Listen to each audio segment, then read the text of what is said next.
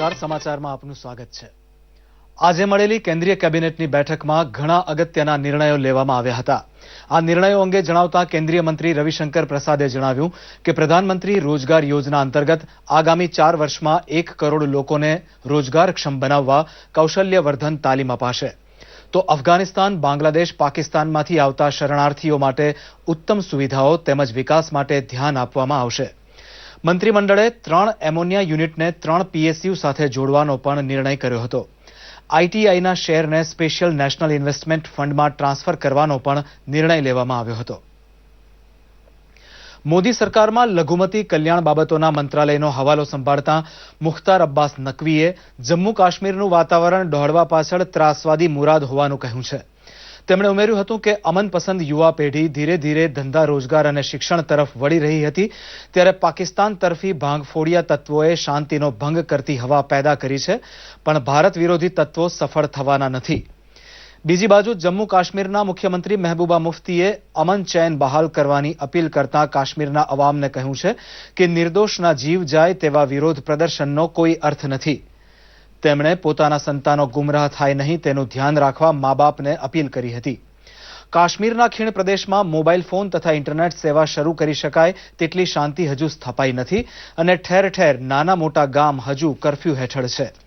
દેશભરમાંથી આવેલા અમરનાથ યાત્રાળુઓને હેમખેમ તેમના વતન પાછા મોકલવાની જવાબદારી સ્થાનિક તંત્ર તથા લશ્કરી સત્તાવાળા નિભાવી રહ્યા છે। સર્વોચ્ચ અદાલતે હુકમ કર્યો છે કે અરુણાચલ પ્રદેશમાં મુખ્યમંત્રી નવામ તુકીની કોંગ્રેસ સરકારને ફરીથી શાસન સોંપવામાં આવે અને ડિસેમ્બર 2015ની હાલત બહાલ કરવામાં આવે। 5 ન્યાયાધીશની ખંડપીઠ દ્વારા અપાયેલ ચુકાદામાં કોંગ્રેસ સરકારને બરતરફ કરવાનો રાજ્યપાલનો નિર્ણય ખોટો અને ગેરબંધારણીય હોવાનું ઠરાવવામાં આવ્યું હતું। મંત્રીમંડળની ભલામણ હોય તે તારીખથી વહેલા વિધાનસભાનું સત્ર બોલાવવાની સત્તા રાજ્યપાલને પણ નથી અને આ કાર્ય ગેરબંધારણીય ગણાય। ગુજરાતના મુખ્યમંત્રી આનંદીબેન પટેલે પોતાનામાં રહેલા શિક્ષકની લાગણી સાથે સંકળાઈને રાજ્યભરના શિક્ષકોને સ્નેહ નીતરતો પત્ર લખ્યો હતો, જેમાં વિદ્યાર્થીઓના અભ્યાસ પ્રત્યે શિક્ષકોની પરમાર્થની ભાવનાને તેમણે પ્રશંસા કરી હતી। આનંદીબેને પત્રમાં લખ્યું હતું કે તેમણે સૂચન નહીં પરંતુ સંવાદ કર્યો છે। શિક્ષકો નાતજાતના ભેદભાવ વિના વિદ્યાર્થી ગુજરાતનો તેમજ ભારતનો નાગરિક છે તેમ સમજીને અભ્યાસ કરાવે।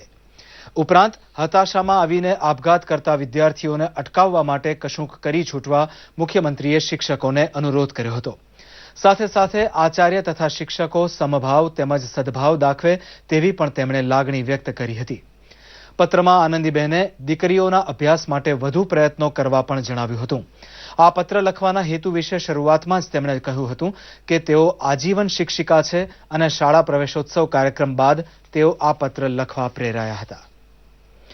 અમદાવાદ પોલીસની ક્રાઇમ બ્રાન્ચ દ્વારા ગોધરા કાંડના વધુ એક આરોપીને ઝડપી લેવાયો છે। છેલ્લા કેટલાય વર્ષોથી ફરાર ઇમરાન બટુક નામના આરોપીને મહારાષ્ટ્રના માલેગાંવથી ઝડપી લેવામાં આવ્યો છે। ગોધરા સ્ટેશને સાબરમતી એક્સપ્રેસમાં આગ લગાડવાનું કાવતરું કરનાર આરોપીઓ પૈકી ઇમરાન પણ હોવાનું પોલીસ માને છે। મળેલી બાતમીના આધારે સ્થાનિક પોલીસને સાથે રાખીને અમદાવાદ એટીએસ દ્વારા આરોપી ઇમરાન બટુકને દબોચી લેવાયો છે। અમદાવાદમાં ખોખરા રમતગમત સંકુલ ખાતે 4 નવનિર્મિત ટેનિસ કોર્ટનું ઉદ્ઘાટન રમતગમત, યુવા અને સાંસ્કૃતિક પ્રવૃત્તિઓના મંત્રી નાનુભાઈ વાનાણીએ કર્યું હતું। આ પ્રસંગે નાનુભાઈએ જણાવ્યું હતું કે યુવા પ્રતિભાને રાષ્ટ્રીય તથા આંતરરાષ્ટ્રીય કક્ષા સુધી ઝળહળવાની તક મળે તે માટે રાજ્યમાં અનેક આધુનિક સ્પોર્ટ્સ સંકુલ તૈયાર કરાયા છે। તેમણે શાંતિદૂત યોજના, એકલવ્ય, સરદાર પટેલ એવોર્ડ વગેરે વિશેની માહિતી આપી હતી। સચિવ વીવી પટેલે જણાવ્યું હતું કે ખોખરા સ્પોર્ટ્સ સંકુલ ખાતે આગામી સમયમાં નવો ઇન્ડોર સ્વિમિંગ પુલ તથા બેડમિન્ટન કોર્ટ બનાવવામાં આવશે। અહીં 400 વિદ્યાર્થીઓને ટેનિસના ક્ષેત્રમાં આંતરરાષ્ટ્રીય કોચ દ્વારા તાલીમ અપાઈ રહી છે। અમરેલી જિલ્લા વહીવટીતંત્ર દ્વારા યોજાયેલ કારકિર્દી સેમિનારને કલેક્ટર દિલીપ રાણાએ ખુલ્લો મૂકતા જણાવ્યું હતું કે ટાઈમ મેનેજમેન્ટની મર્યાદામાં યુવાનોનું ઘડતર કરવામાં આવે તો સફળતા જરૂર મળે છે। તેમણે યુવાનોને વાંચન અને મનન કરવાની સલાહ આપી હતી। જિલ્લા વિકાસ અધિકારી સુજીત કુમારે જણાવ્યું હતું કે જીવનમાં કારકિર્દી ઘડતર માટે તક ગુમાવ્યા વગર યોગ્ય દિશામાં સખત મહેનત કરીને સફળતા મેળવી શકાય છે। આગામી સમયમાં પોલીસ ભરતી માટે પણ વિશેષ આયોજન હાથ ધરાશે। આ સાથે જ આ બુલેટિન અહીં સમાપ્ત કરીએ છીએ। નમસ્કાર।